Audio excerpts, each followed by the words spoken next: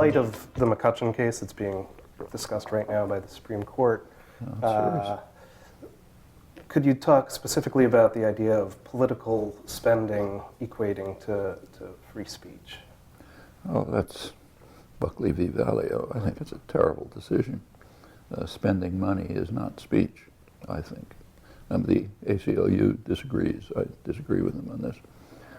But thinking of granting free spending of money for political campaigns, essentially saying, let's forget any pretense of being a democratic society.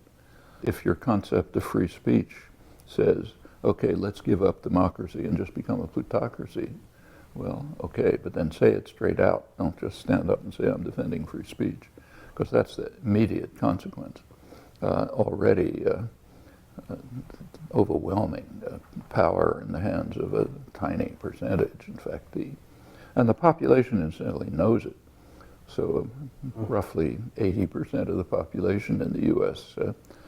Says on polls, and has for 30 years, that the government is run by a few big interests looking out for themselves. Actually, in England, it's even worse. It's about 90% think the same thing.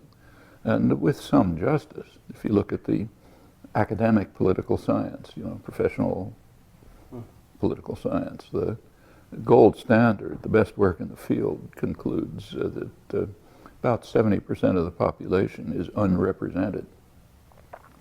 That means that they have no influence on policy, doesn't matter what they think.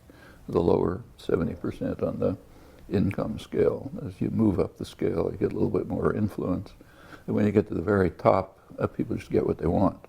That's plutocracy. Yeah. And the primary reason for it is free spending of money to buy candidates, to influence legislation, to lobby, and so on.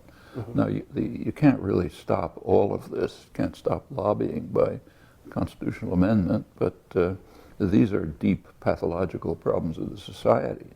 But to escalate those problems by things like McCutcheon is shocking, I think.